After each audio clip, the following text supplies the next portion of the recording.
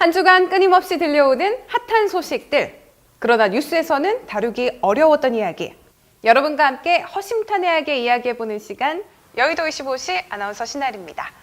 자, 오늘도 여의도 25시는 노병우 기자님과 함께하겠습니다. 기자님, 안녕하세요. 네, 안녕하세요. 프라임경제 노병우 기자입니다. 네.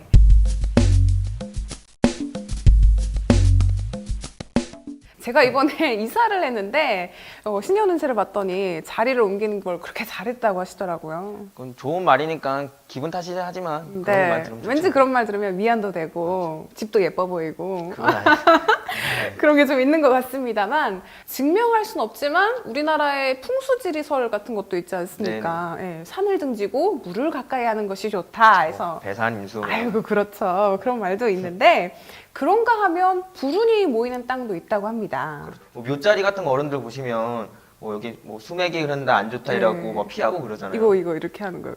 그런 게 안 좋은 땅인 것 같아요, 제가. 네, 이런 얘기를 왜 하냐면요. 지난해 우리나라에서요, 국내 굴지 기업들이 각종 구설수가 참 많았는데요. 이들 기업이 우연찮게 청계천 인근의 터를 잡고 있다라는 기사가 떠서 사건의 주목을 받고 있습니다. 이른바 청계천 괴담이라고 하는데요. 경위를 좀 설명해 주시죠. 청계천, 괴담, 뭐 저주 이런 말이 있는데 이게 또 외환위기 당시에 여의도 인근에 있던 회사들이 뭐 부도나고 이러면서 그때 여의도 저주라는 네, 말이 맞아요, 있었거든요. 맞아요. 그거는 약간 일맥상통한 말이 아닌가 싶은데 실제로 청계천을 따라서 기업들이 많아요. 뭐 태광그룹, SK그룹, 하나그룹, 동양그룹 등등이 있는데 최근 1, 2년 사이에 여기 총수들이 구속되고 이러다 보니까 그렇네요. 청계천 저주라는 말이 나온 것 같아요. 또 모아놓고 보니까 또 그럴싸하네요. 그렇죠. 네, 그럼 하나하나 좀 살펴볼만 하겠습니다.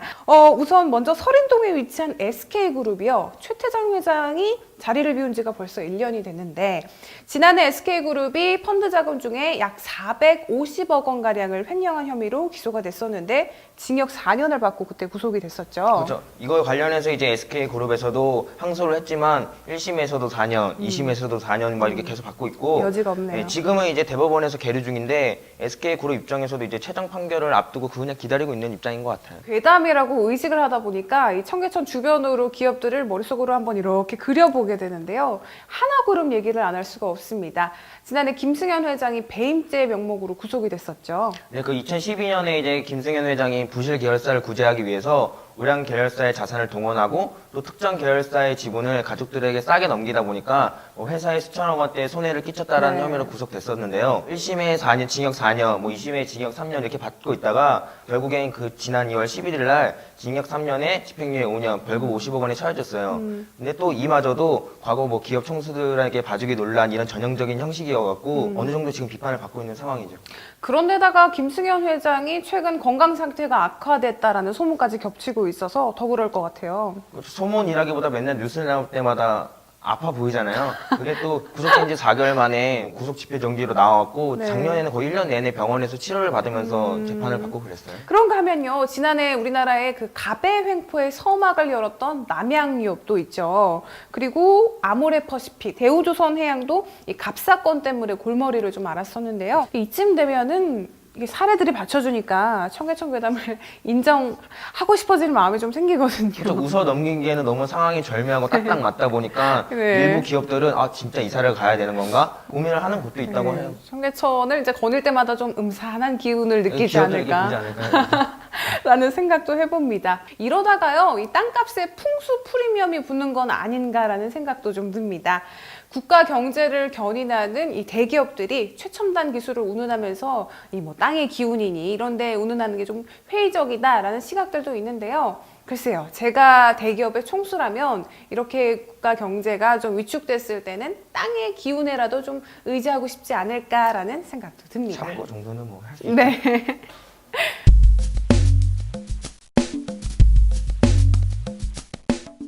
지난 연말부터 재계 최대 관심사 중 하나는 포스코의 차기 회장이 누가 되느냐 하는 것이었습니다.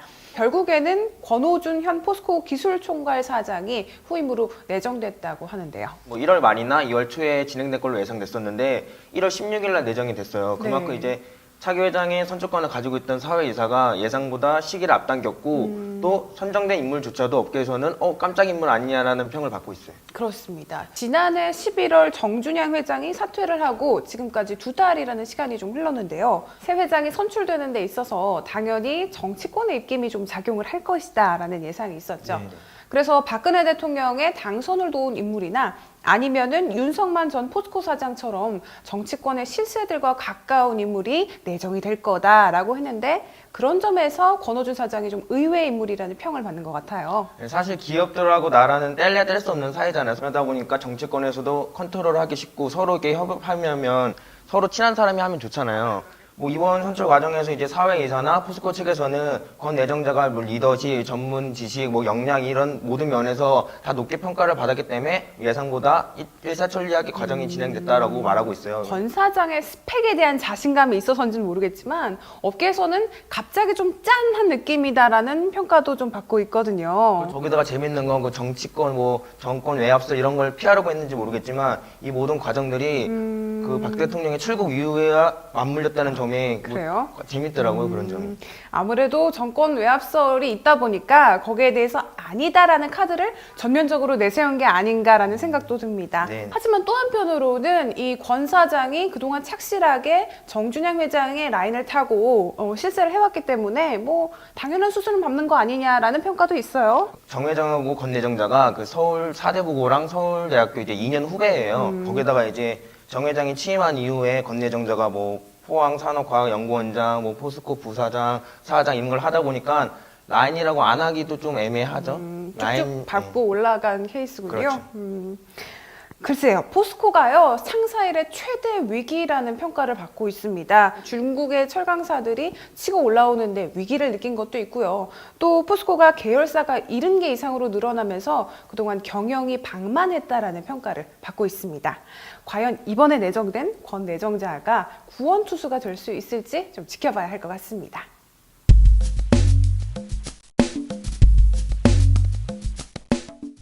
웅진홀딩스가요, 2012년 9월 법정 관리에 들어가서 16개월 만에 조기 졸업을 했다고 합니다.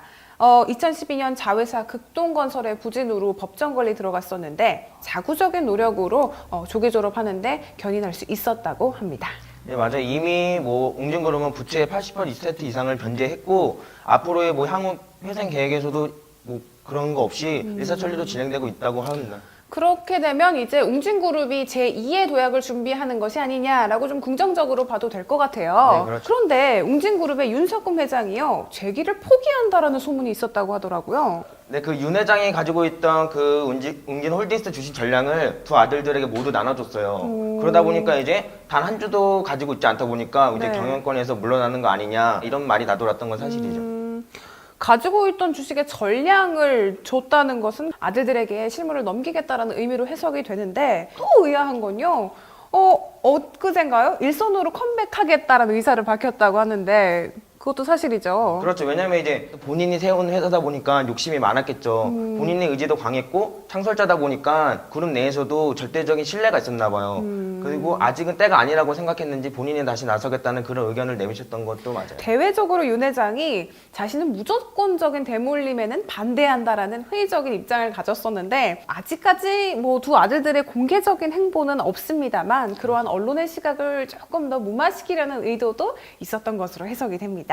우리가 여기서 주목할 것은 윤 회장이 일선에 어디서부터 어디까지 관여를 할 것이고 또 두 아들들이 언제 어느 시점에 웅진그룹에 합류를 하게 될지 그것도 지켜봐야 할 것 같습니다. 네, 오늘 저희가 준비한 소식은 여기까지인데요. 지금 소치 올림픽이 한창이죠. 한창이죠. 밤마다 어떻게 좀 시청을 하고 계십니까? 저마다 열심히 시청하고 있습니다. 응원을 하면서. 어쨌든 우리 선수들 노력한 만큼의 결과를 꼭 가져왔으면 좋겠습니다. 자, 저희는 여기까지고요. 다음 주에 더 풍성한 소식으로 찾아뵙겠습니다. 시청해주신 여러분 고맙습니다.